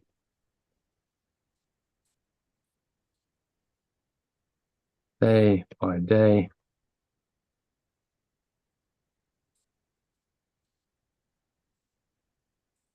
towards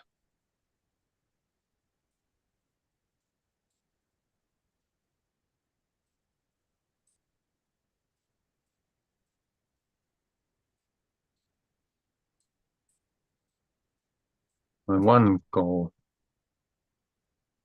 of awakening. Okay, you want to read that from the top?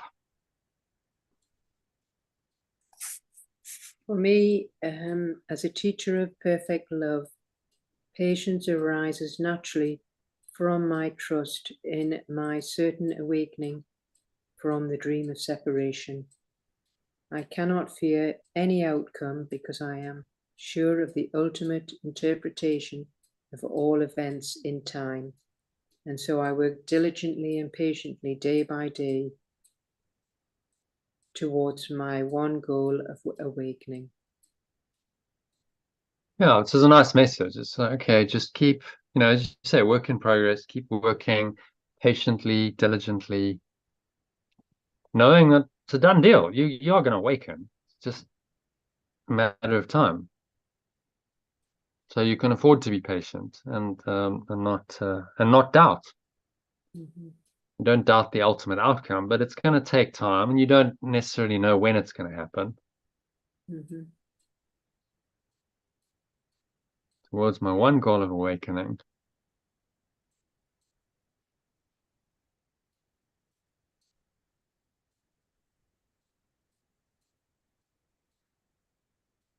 a time that is still unknown to me. Someone once asked me, well, how long is it going to take? What do you think my answer was to awaken, to become enlightened? How long's a bit of string? Who knows? Well, as long as you wanted to. That's the answer, isn't it? Yep. Yeah, well, that's true. If you really wanted to wake up now and you were willing to let go of everything, then it could happen right now. But we have resistance, to it. We don't want to awaken straight away because there's still an attachment to the dream. So that's why it takes time to undo all of those fetters, they call them Buddhist teachings. Yes, that's the samskaras. These tendencies, these things. These things that get you, these programs. To undo all of those is the work of a lifetime. The special relationships are the real fetters. Friendships. Well, they just trigger the fetters, right? What they do is they are very good at triggering those unhealed aspects of your mind, and then that arises, and then you find this dark limited awareness of the ego arises in response to the special relationship. Yeah.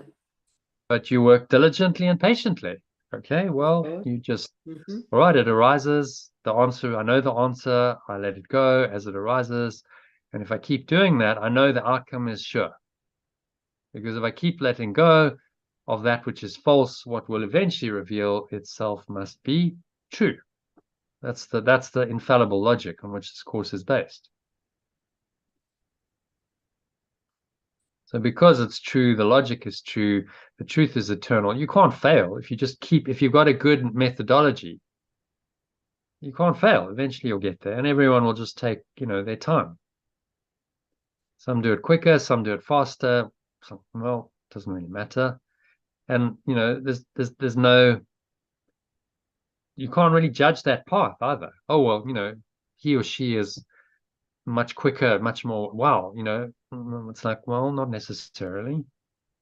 Everyone's just on their path. Time is an illusion anyway, so can't really judge it in time. So if you see someone who's unawakened and doesn't want to wake up, you can kind of go, well, it's okay, because they'll get it at some point. Maybe not in this lifetime, but that's okay. They'll come again, they'll have their lessons, have another human life, get another opportunity in their next life, okay? It's been happening forever. You've done it. We all done it multiple times, so it's not the end of the world, is it? It's just another lesson. All right. Well, and they've got more lessons, and at some point they will awaken, because that's the universal program. That's where it's all heading. By divine design. Ultimately, the separation will be healed. That's a done deal already. So we can afford to be patient. All right. So any other thoughts or questions on this one? Yeah, no, that's very comprehensive. Yes, you've gone into thoroughly. All right. So, Dave, I'll just ask Jono. Jono, how long? Because I've got a phone call to do. Do you know how long left? Well, we've got one lesson, so that's 2 paragraphs, and then a meditation. So maybe half an hour. Half an hour. Half an hour. Yeah. Sure. Okay. Right. Yeah. Yeah. Yeah. All right. So let's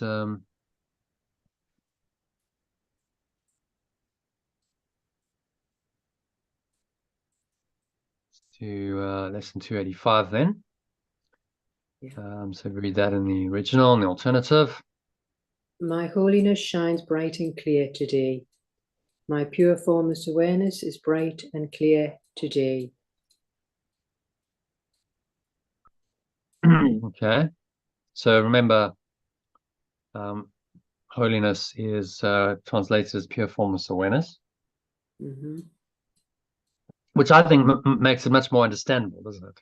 It does. It does. holiness, what actually, I think a lot of people might read that and go, what does that actually mean? It's sort of have some understanding that it's maybe innocent or pure, or but it's actually your pure formless awareness. That's what your holiness is. And it is, shines bright and clear. It is bright and clear. You know, that awareness is just, it's there, and it's very, you're calling it into your awareness with this simple lesson. Let it shine bright and clear in my awareness. Okay, so I'm going to read number 1 in the original and the alternative, please. Today I wake with joy, expecting but the happy things of God to come to me. Today I wake with joy, expecting only the happy things of perfect love to come to me. I ask but then to come and realize my invitation will be answered by the thoughts to which it has been sent by me. I ask only them to come and realize my invitation will be answered by the thoughts to which it has been sent by me. And I will ask for only joyous things the instant I accept my holiness. And I will ask for the only joyful experience the moment I accept pure formless awareness. For what would be the use of pain to me? What purpose would my suffering fulfill? And how would grief and loss avail me if instantly departs from me today, and I accept my holiness instead? Insanity, that is. If insanity departs from... Oh, insanity, yeah. For what is the use of pain to me? What purpose does my suffering fulfill? And how can grief and loss be of any use to me if insanity leaves me today, and I accept pure formless awareness of perfect love instead?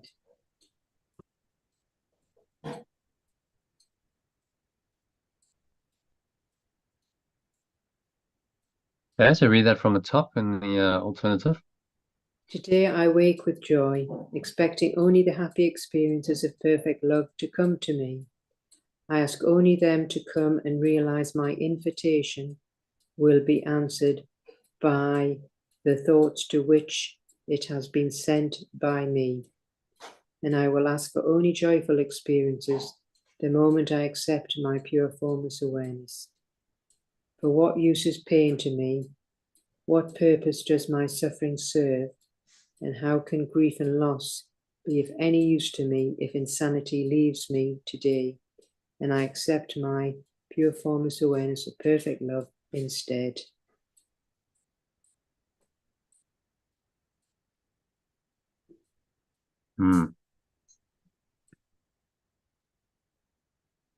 So thoughts on that? Well, a very nice paragraph. So today we can expect this joy if we can leave our insanity and accept our true, pure, formless awareness of perfect love. So we can invite this in by the thoughts to which we have sent it, that have been sent by me. Not the one from the separate self who's sad and stressed, but the other one. Ask only for the happy experiences. That's from the... But expect that's only from, miracles. Expect only happy experiences. Yeah. And realize that pain is of no use. What purpose does your suffering serve? What use is pain? Once you really understand that, then I think the pain will leave. And what's the point? It serves no useful purpose whatsoever.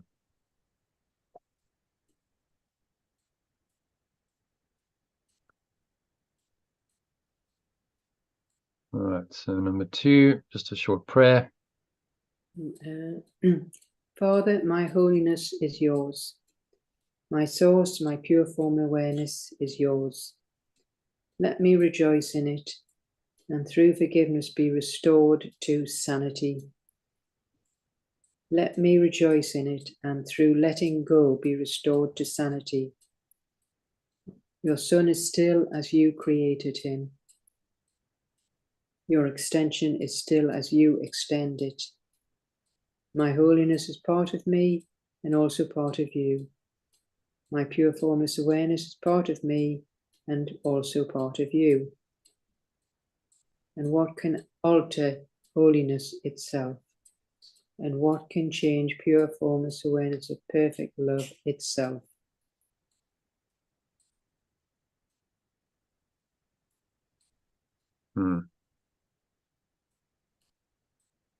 I read that from the top in the alternative. My source, my pure formless awareness is yours. Let me rejoice in it, and through letting go, be restored to sanity. Your extension is still as you extend it. My pure formless awareness is part of me and also part of you. And what can change pure formless awareness of perfect love itself? What indeed. So these affirmations, these are really just affirmations of the truth, aren't they? There's part of me, it's part of you, we're one. What can change this? What can change this? What can change my fundamental awareness? It's a good question. Surely it remains. If I didn't have that awareness, then I would have no life. That's the source of my life. Is this awareness? So what can really change it? Maybe all the thoughts and emotions that disturb that awareness are just false. They haven't changed it one iota. It remains, as it always was. So I can accept it back as it always was, and then I'm free of all those painful thoughts and emotions that really don't serve me. What use is any of it to you?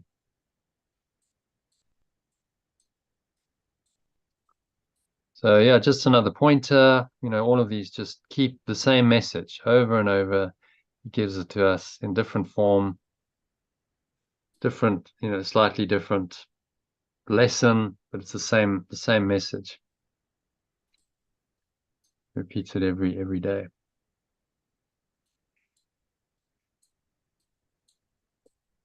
All right. So yeah, any other thoughts on this one? You want to summarize that in your own words in a minute? What's he saying in this lesson?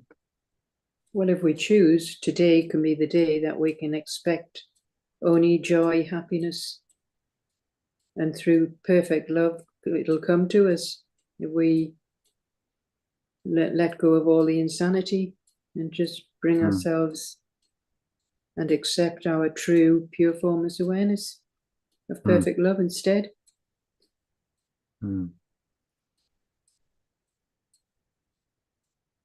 And let me just accept that it's there, it's available. Joy is given me, and pain is of no use. I don't need it anymore. The problem of the ego is it's addicted to pain. The pain body loves it. So ego says pain is useful, wants to dwell on it, but the correction says, what point is pain? What does pain and suffering serve you or anyone? What point do they have? Some people might say, well, they help you to, without pain, you wouldn't know who you are. Not quite correct. What's correct is that the pain blocks who you are, and your only job is to let it go, to reveal what you are. But the pain was just a block, an obstacle. It wasn't like God created pain so that you could have to go through all that pain and suffering to then discover who you are. What kind of insane, twisted psychopath would do that to its extensions? No, it's all our own doing. We went insane briefly. We did this to ourselves. Okay, now the best, kindest possible interpretation of the insanity is, well, it's not real. Let it go and awaken to what has always been true, but just been covered over, which is the holiness he talks about, the pure formless awareness. of perfect love itself.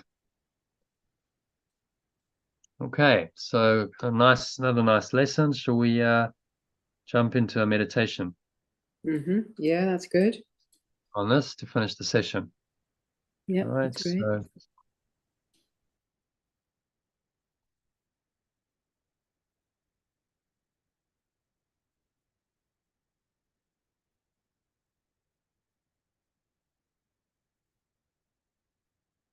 okay, so this is a meditation on lesson 285. So just making yourself comfortable. Sit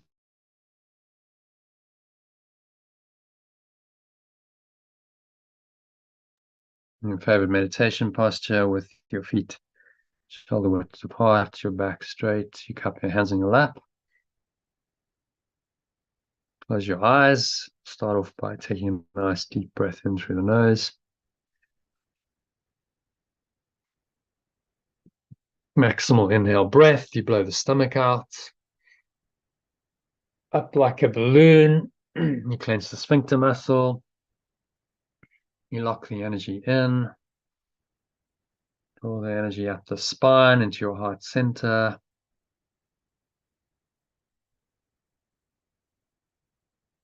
Put one hand on your heart.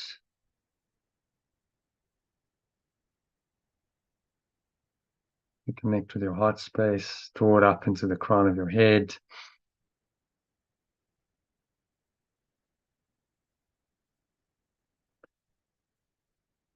Pausing at the top of the inhale. So scan your mind.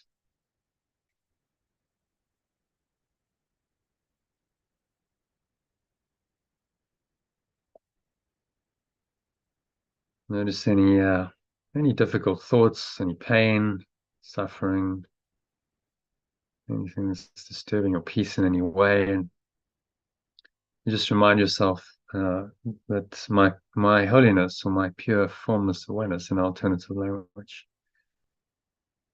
shines bright and clear today.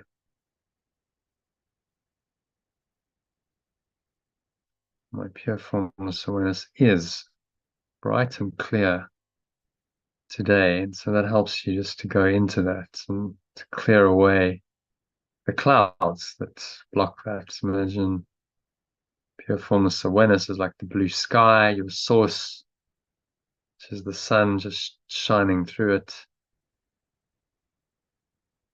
and the clouds just obscure that. So you just exhale and blow them away.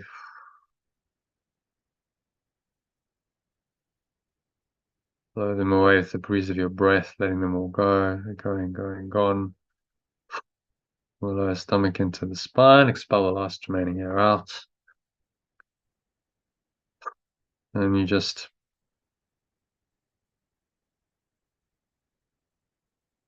rest here in this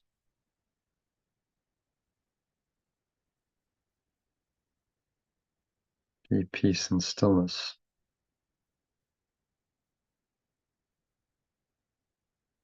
Experience the pure formless awareness that this lesson points to, your holiness.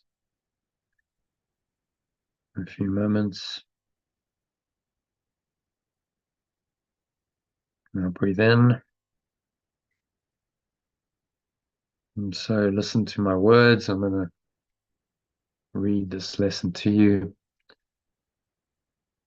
Listen as you breathe in, you hold the breath briefly while you do that, and then when I pause, you exhale out through the nose and you speak the words aloud as an affirmation to yourself. So breathing in, and listen to these words. Yeshua, our master teacher, so he says, today I wake with joy, expecting only the happy experiences of perfect love to come to me. And so repeat those words. Today I wake with joy. I expect only the happy experiences, perfect love. come to me. Is there any other expectation lurking there? Expectations of pain and suffering, and anything negative, and just observe it and blow it out. It's just like a wisp of a cloud, just floating across the blue sky of your pure formless awareness. You imagine it as such, and you just blow it away with the breeze of your breath.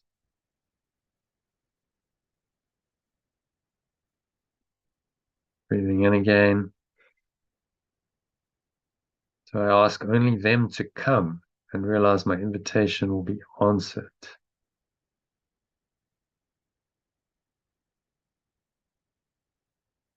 So exhale out through your nose. I ask only them to come and realize my invitation will be answered. Inhale again. By the thoughts to which it has been sent by me. So I've sent the invitation to the thoughts, and I've sent all been done by me.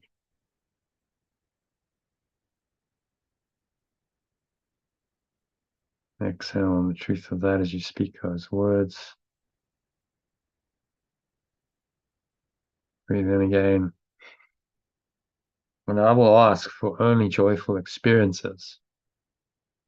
The moment I accept my pure formless awareness. Repeat those words. I will ask only for joyful experiences. The moment I accept my pure formless awareness.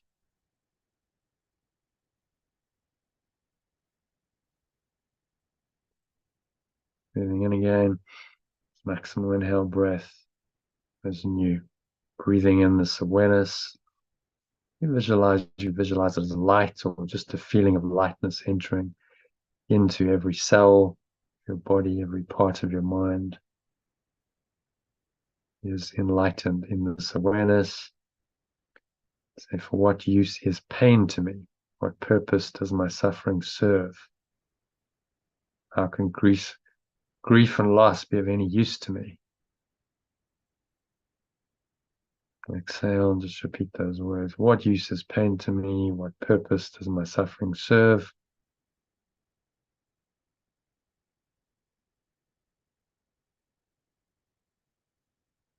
And how can grief and loss be of any use to me? Breathing in again. If insanity leaves me today,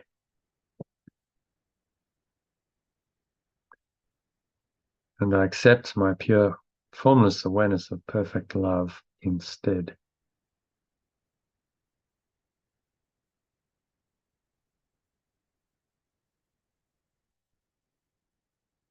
And you exhale.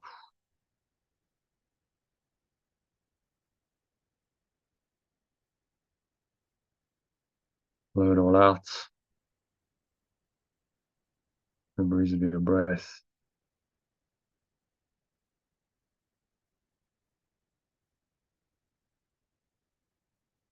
And accept pure formless awareness of perfect love instead in your experience. It's quiet, it's calm, it's peaceful. There's no form, just pure stillness. It's purely peaceful for that reason. Breathing in again, so go into the final prayer of the lesson. So breathe in the source energy and say, address it now. It's the very deepest source of your own awareness. Say, my source, my pure formless awareness is yours. Exhale on the truth of that. Claim it as your own. Breathe in again. Let me rejoice in it.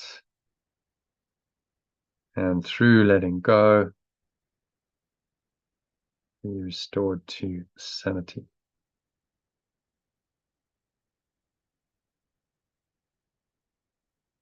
Your extension is still as you extend it.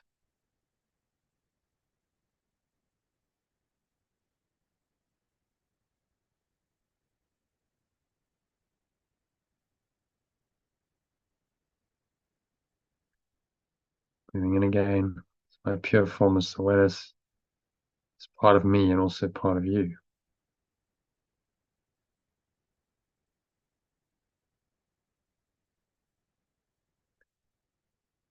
And what can change? Pure formless awareness of perfect love itself.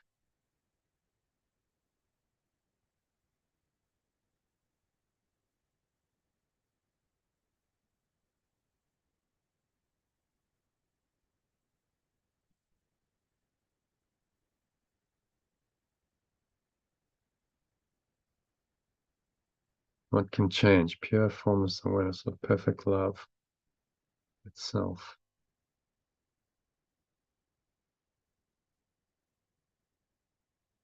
Just rest in that question. See the obviousness of the answer. Well, clearly nothing can change it. It's your own true awareness, your fundamental awareness. Before time and space was, before the body was, before you thought you were human, before you dreamt up this world. This awareness existed and it still exists in its primordial state. And you can access that existence right now. It's your own deepest awareness. The very essence of your life, who you are, your true awareness, your source, your life. Just acknowledge it. The awakening is just recognizing this, that this is true and it's always been true.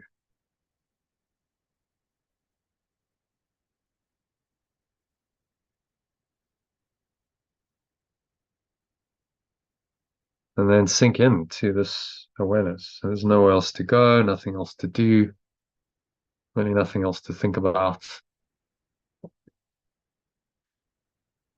Just breathe, relax, be still, and sink inwards to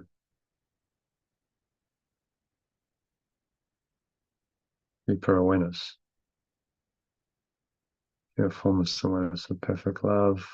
Observe the breath, just to help you keep your mind clear and calm and bright, and let this pure formless awareness shine through, shines bright and clear in your own experience, your own awareness. Let it do that for the next couple of minutes of deep silence.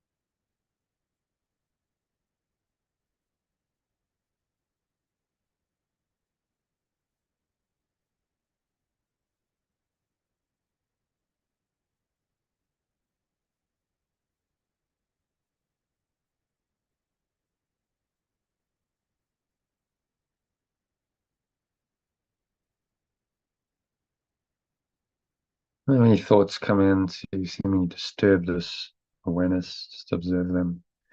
Imagine they're like dark clouds just blowing across this awareness. They can't really affect the blue sky in any way.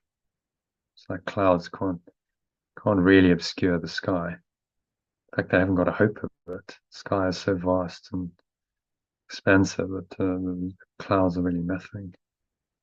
even if they seem very dark and thick and cover over the whole sky. Just not for long, just blow them away.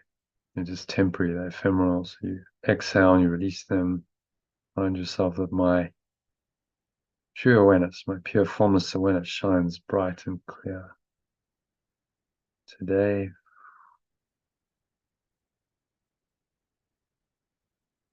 And just sink into that awareness. Another minute or two of deep silence.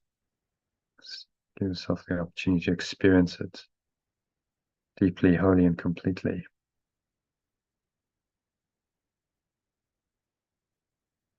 Another minute or two of deep, joyful silence.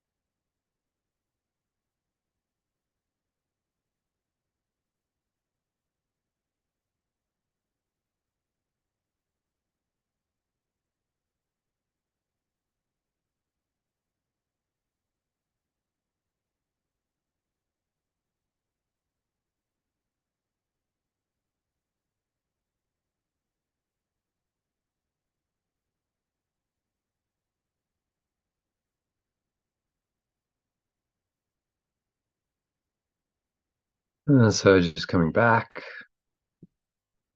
bring some awareness back into the body and the breath, senses, and the world.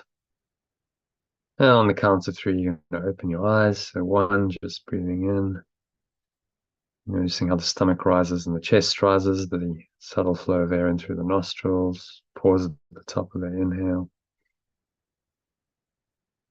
Smile. Scan your mind. Noticing any thoughts, emotions, related body sensations. Anything that feels negative, limiting, contracted, constricted in any way, and you just exhale it out. Find yourself, my pure formless awareness shines bright and clear through all of this, cuts through all these dark clouds, blow them away with the breeze of your breath, like dark clouds. Exhale on the count of two. Just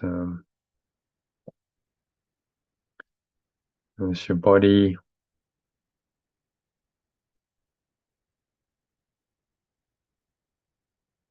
Weight of your body pressing down into the chair, feet touching the ground.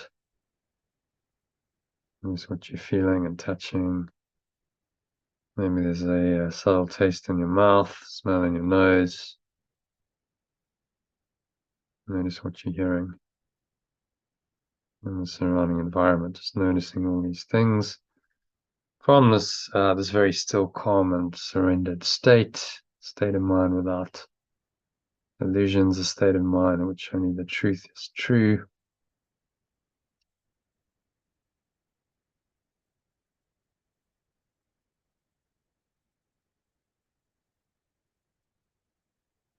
Anchor that state in. Carry this with you wherever you go, because it's your own deepest awareness. So God goes with you. Pure formless awareness goes with you wherever you go, because it's in your mind. It's your own awareness. It cannot be any other way. Obviousness of that. Should surely be dawning on you by now, and bringing you into this patient awareness, patience, knowing that this awareness will just unfold more and more, and you become more and more one with it, and eventually you are it and it is you, and there's no distinction, and that's the enlightened state. That's the end of the dream. So on that happy thought, on the count of 3, open your eyes, take a minute just to look around, observing the objects in the room around you, this very calm, aware state for a minute, without any judgment. They're all the same. Notice the same awareness, this pure formless awareness shines bright and clear, whatever you're looking at. It really doesn't matter. You can close your eyes briefly, open your eyes, look at something, same awareness, look at something else, same awareness, whether your eyes are open or closed. So do that for just a few objects in your own time. Spend a few seconds on each one and observe for yourself. This is experiential learning, that this awareness is the same awareness you experience when your eyes are closed in the meditation is still here. It's never left you. It's not going anywhere. And so you can afford to just relax into that and be that and let that guide you. And so that's my wish for you, that you stay rooted in pure formless awareness, perfect love for the rest of the evening and on into the weekend ahead. And you let that guide you through the weekend. And I'll see you in a couple of days, Sunday evening. Okay, thank you very much. Mm-hmm. Have a nice weekend. See you Sunday evening. Yeah. All right. Thanks, Elaine. Namaste. Namaste. Bye for now. All right, so that's a wrap for today. Thank you to Elaine for joining, making the session possible. If you joined on the live stream, then and you like to join us in these sessions, then please do. There's a link below this video in the chat, in the comments box. You can join a masterclass next year. We're starting the program again in February, so join that. It's free. Maybe £150 of free value. So go check that out to theaolg.com and register. You can also sign up to my newsletter. There's a link below to do that. And if you're not a subscriber to the channel and you like this, then hit the subscribe button and subscribe, and you'll get notified whenever I go live, which is 6 days a week. And next year I'll be sharing some other uploaded videos as well. Some very interesting stuff happening next year. So join the masterclass to find out more about that. Okay, so hope to connect with you soon. And thanks for watching. Namaste, which means the true self in me, patient self. Today's message is all about patience. So the patient, clear self in you acknowledges and honors that same patient, true, clear self in you.